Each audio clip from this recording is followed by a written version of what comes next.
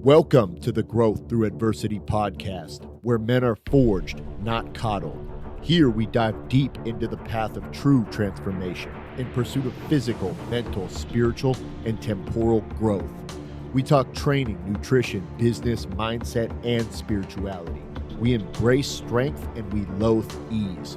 We reject weakness in every form and cultivate power, the will to power itself. This is the rebirth of modern man. Raw masculinity, tempered by reason, virtue, and right action, because nothing of value is earned without sacrifice.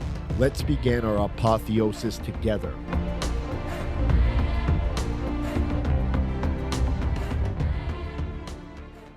So today I want to talk about fat loss, because I'm seeing a lot of my clients are struggling right now with the nutritional side of things, and I think that you guys are overcomplicating something that is actually relatively simple. Now, I'm not saying that in a negative way. I'm just saying because it is very easy to overcomplicate because there's so much misinformation and propaganda, and people want you to believe that this is more complex than it really is, because that makes it easier to make money off of you, I guess, at the end of the day. So, the foundation of fat loss is simply a caloric deficit. So what the fuck is a caloric deficit? A caloric deficit means you are consuming fewer calories than your body burns in a day. This forces your body to pull stored energy, body fat, to make up the difference. So it's really as simple as that. The process is called lipolysis. That's breaking down stored fat for energy. And that's the way you're going to trigger that is you're going to eat a little less calories than your body burns every day. Now, this deficit doesn't need to be monumental. In fact, I prefer it to be relatively small. About a 200-calorie deficit seems ideal, because if you get in too big of a deficit, it's going to slow down your metabolism, and your body is going to adapt to it. Now, humans are very good at starving. We spent millions of years starving in our prehistory, and we are quite literally experts at it. We were tertiary scavengers is how we evolved. So food was not abundant and not plentiful. So we're very good at storing fat, and we're very good at starving. It's actually hard to starve a human. So when you put yourself into what your metabolism recognizes as starvation mode, e.g. a 500 or 1,000 or an even larger caloric deficit, yes, you'll lose weight initially, but very quickly your metabolism is going to adapt. Your energy threshold is going to go down, so your body's going to use less energy every day. It's going to slow your metabolism down, so you burn less calories, and it's going to take away from your energy stores so that you feel more exhausted throughout the day and you do less to conserve more energy. There's also all kinds of other adaptations that happen at the cellular level, but we're not going to go into every single one of this. I want to make this relatively quick and simple because people are struggling with the nutritional side of the program. I see that every week in my check-ins, much more so than the training. So I'm going to just make this really fucking simple. It doesn't matter how clean you eat. If you eat more than your body needs, you won't lose fat. So get your mind off what do I need to eat and wrap your mind around how much you need to eat. Now, obviously, you do want to eat clean because what we're talking about, what's going to govern weight loss, is called macronutrients, and that's nutrients that your body needs in macro, large amounts, e.g. measured in grams. Now, there's also a whole subcategory of micronutrients that your body needs in micro amounts or milligrams or less, and those are going to be super critical for like overall cellular health, for how your metabolism works, for all different kinds of bodily processes that if you're not getting enough vitamins and minerals and micronutrients, you're not going to be very healthy. So you're not going to get those from processed food, from garbage, although you can lose weight eating processed food garbage as long as you're in a caloric deficit, but you're going to be micronutrient deficient. So we do want to eat clean for that reason. But it doesn't matter how dirty you eat. If you eat less than your body needs, you will lose fat, period, guys. Your body doesn't care about your food's intentions. It obeys the laws of thermodynamics. That's it. The harsh truth that most people try to avoid. So let's talk about macronutrients, and we've talked about this before, so I'm not going to spend a whole lot of time here, but we need to understand what they do. So protein has 4 calories per gram. This builds and repairs muscle. It boosts your metabolism via the thermic effect, and the body burns more by digesting it. That's what the thermic effect is. It needs a certain amount of energy and creates a certain amount of heat byproduct in the digestion process. So this is the most satiating macro. It helps with cravings. So now that thermic effect, how much do you actually lose? You lose about 30% to protein. Now that is the most thermic food there is. Fats are second. I think they're somewhere in the 80 percentile, 85 percentile. But carbohydrates are the least. They're over 90%. So less than 10% is used in the thermic effect for digestion. So if you eat 100 grams of 100 calories worth of carbohydrates, your body is going to you're going to ingest 90 calories worth. Whereas if you eat 100 calories of protein, you're only going to ingest 75 calories worth, if that kind of makes sense. So, and again, with protein, most of my clients who struggle with hunger almost always eat too little protein. If they're whining every week about, I'm hungry, my tummy hurts, it's not because they're not eating enough. It's because they're not eating enough protein. Protein keeps you satiated. So if you're fucking starving all the time and you're dieting right, e.g., you're not in a 1,000-calorie deficit, because then of course you're starving, because you're quite literally starving. But if you're like uncomfortable and hungry all day, like you're not eating enough protein. I can almost guarantee you. So now carbohydrates, 4 calories per gram. This is your primary fuel source for training in your brain. Your body really likes to use carbs for energy. It's stored in the muscles and the liver as glycogen. Now, carbohydrates are the most misunderstood macronutrient of them all. Carbohydrates do not make you fat unless you are in a surplus. So carbs are not your enemy. Overeating is. Carbs are absolutely essential for fuel. These no-carb or low-carb diets are so stupid, and the only way they make you lose weight is because they're putting you into a caloric deficit by cutting out one of the most important macronutrients there is. So you don't need to go on keto or carnivore. You just need to control the amount of food you put into your body. It doesn't really matter what kind of food you put into your body. So then fats, we've got 9 calories per grams. These are the most nutrient dense macronutrient out there. So these support hormones, brains, and joints. You need fats. They are very calorie dense. That's why it is easy to overeat them. That's the downside, but they're very calorie dense. It's why your body stores it as energy, because for every gram, there's 9 calories, right? So you could get a lot more bang for your buck with what you store. You would have to store over double that to get the same amount from protein or carbohydrates. So these are essential. Do not cut them too low. Your fats have to be somewhere between about 20 and 30% of your diet, or else your hormones, your brain, your joints, everything is not going to be optimized. So healthy fats don't make you fat. Again, excess calories do. You're hearing a common thread there. So flexible dieting 101. Look at this like a budget, not a religion.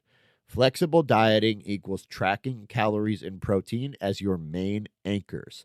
Everything else is negotiable. So when you start to understand macronutrients, protein is what your body uses to rebuild tissues and do a bunch of other really important processes, whereas fats and carbohydrates are basically energy. So those are interchangeable. Fats and carbs are interchangeable. Protein is non-negotiable. So this is how do it. Think about it like a budget. You can spend your macros how you like, as long as you stay within your limits. Here's my pyramid of priority when you're flexible dieting. Number 1, you need to track your protein. You have to hit your protein goal every day, especially if you're in a deficit or you're gonna lose muscle. You're gonna lose all that hard-earned muscle because your body's just gonna cook it off, because muscle is what's called a non-essential process. So your body doesn't need a lot of extra muscle, that appealing, good, fast twitch muscle that we like to look at, that we work so hard to build. Your body doesn't need it to survive. So it wants to burn it off when you're in a deficit, because it feels like you're not getting enough food in. So it wants to sacrifice everything that it doesn't need. So track your protein. Protein's non-negotiable. Whatever your protein goal is every day, 1 gram per pound of lean body weight. So if your lean weight is 170 pounds, you better fucking eat 170 grams of protein, minimal, every fucking day. No excuses. Number 2, the second thing you need to track, the second most important, calories.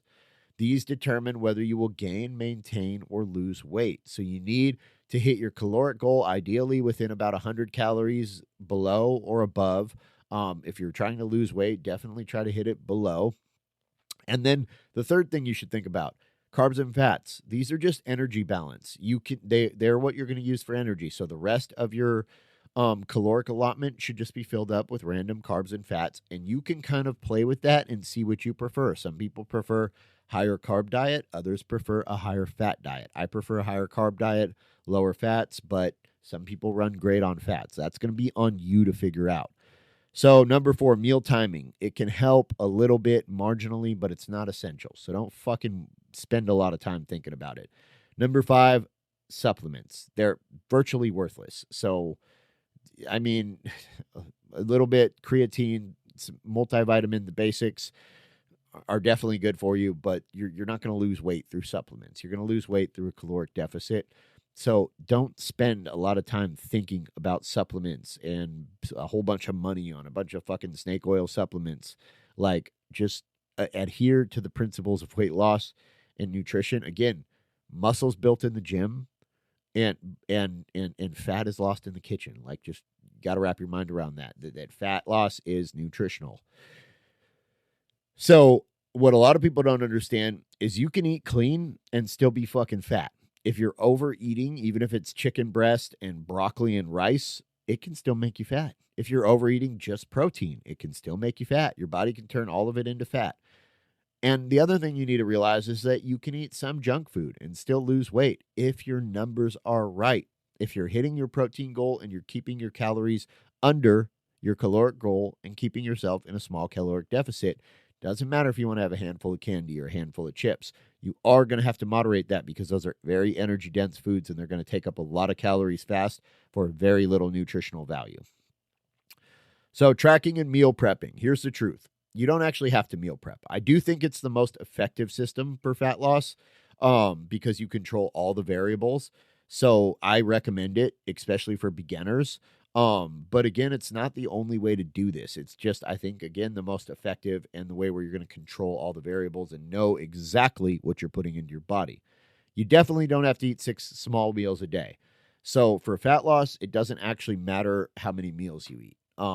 Ideally, you'll spread them out into a few meals, but don't get caught up on that. And please, guys, you don't have to do keto, paleo, carnivore, or intermittent fasting. All you have to do is hit your calorie and protein targets consistently, and you're going to see the changes that you want to see in your body. All of that can be done with any of the things we just went over and more. You can hit your goals by meal prepping. You can hit your goals by eating out and tracking portions. Like, it's simple. That'll work too. You can hit your goals by flexible dieting with high protein anchors, by just having flexible meals throughout the day with high protein anchors to where it's a meal built around protein. So you have like a big chunk of chicken and then like a little bit of like a little ball of rice and some vegetables, to where the protein is the main size. You know, let's say 75% of your plate is protein, or let's say 50% of your plate's protein, 25% of your plate is carbohydrates, and 25% is vegetables. You will fucking lose weight like that. Intermittent fasting, great way to cut your intake down because you're only eating in an 8-hour window. You're fasting in a 16. It's going to be hard to overeat in that little of time. Another way that I do on vacation is just 2 meals a day instead of 3. And then lots of protein shakes and easy protein staples throughout the day to make sure my protein number gets to where it's at. And then 2 meals a day, like vacation meals, like if you're going out to restaurants, that's going to put me at about 2,000 calories. And then, you know, the rest was the protein I ate. So then I'm good. I'm at 25 to 2,800 calories, which is going to put me right around maintenance, maybe in a little bit of a deficit even. So, and notice I don't even really have to think about that. I just know, and I've been doing this for a while, and I just know that the only things that really matter are that I hit my protein goal and that I don't go over my calories, excuse me. So, substitutions, they definitely matter. You've got to learn how to swap stuff out. So this is key. So I make all my clients a meal plan in the beginning, but I understand that a meal plan can be very restrictive. So that's phase 1 of nutrition when you work with Ragnar. Phase 2 is flexible dieting. And the first way you transition from a meal plan to flexible dieting is you start learning how to make substitutions. And very quickly you learn that like 93% lean ground beef can be exchanged for a pretty similar amount of chicken breasts. And Greek yogurt, non-fat Greek yogurt, can be exchanged for non-fat cottage cheese. And a bowl of oatmeal can be exchanged for a couple pieces of toast and a piece of fruit. Butter can be exchanged for any type of oil.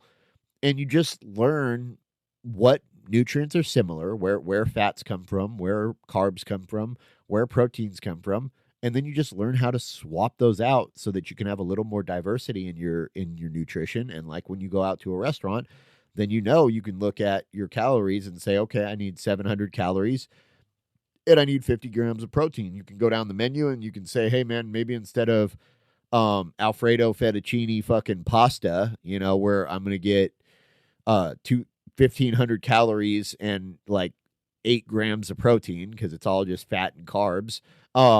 Maybe I could just do like some chicken breast and some pasta without the sauce. And yeah, it's not as glamorous. It's not as glorious as fucking stuffing your face with Alfredo, but it's going to hit your goals and it's still going to be a really good fucking meal. You know what I mean? So this is where flexible dieting makes life very sustainable and very easy. But just always, always focus on protein first. Again, our protein goals are, if we're bulking and building, you can get away with 0.75 grams per pound of body weight. But if you're cutting and you're in a caloric deficit, you should not eat less than 1 gram per pound of body weight, or your goal weight, or your lean weight. And you can go higher than that. It's okay. It's not going to kill you. It's literally not. You'll find a point where it starts to upset your stomach. But there's virtually no downside to eating over your protein goal. It's not going to hurt you any. So I can make tracking very simple for you. Track what you eat and don't overthink perfect accuracy. So get as close as you can, but it's not, especially like when you're at a restaurant and you don't have a fucking food scale, do the best you can. It's better to track something, I try to err on the side of caution and go a little bit over, rather than under. But use tools. Use MyFitnessPal. It makes it so easy. Log before you eat, not after, because once it's in your body, you can't get it out. So, and honestly, the vast majority of my logging, like my meal prep stuff, I do the night before. So I just get all my food ready, throw it in MyFitnessPal. I've got pre-made meals in there. And then I don't have to log every time I eat while I'm super busy throughout my days. So weighing food gives you awareness and it helps you understand portions. But it doesn't mean you have to do that forever, right? You'll get to where you can kind of understand and just look at something and know it. But don't do that in the beginning because you'll overestimate and you'll be way off. So understand that all diets work by putting you in a caloric deficit. None of them are magic. Keto just removes carbs.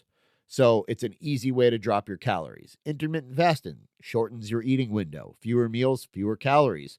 Meal plans, they give you structure and predictable calories, right? That's all they're doing. They're making it to where it's structured and predictable every day. That's why I think they're the best. Eating 2 meals a day is fewer opportunities to overeat rather than third. It cuts out about 33% of your calories that day. But all of those come back to the same principle. Calories in versus calories out equals fat loss, e.g., being in a deficit, eating less calories than you're burning. So I got a final mindset shift for you guys. Fat loss is a numbers game. It's binary, man. It's ones and fucking zeros. It's not an emotional one. If you're making it an emotional thing and you're convincing yourself that you need all these like crazy fads and you need to hop in the next cult dieting fad movement, you're setting yourself up to fail because they're not sustainable methods. You hop on carnivore, you're not going to be on it forever. You hop on keto, you're not going to be on it forever. And then when you come off of it, you're going to blow right back up to where you were. Instead, you need to understand the principles that underlie weight loss, and that is, or fat loss specifically, and that is a caloric deficit. It doesn't matter what you eat. It matters that you eat less than you burn. So stop asking, is this good or is this bad? Start asking, does this fit my numbers? You don't need to be perfect. You just need to be fucking consistent. And you really don't need a super strict diet. You just need to be disciplined and aware. You just need to have some control over what you're eating and be aware of how much of it that you're eating. So again, to wrap it up, what do you need to do? You need to create a caloric deficit. You need to eat less calories than you burn. Number 2, you need to prioritize protein because this is going to build muscle and keep you full.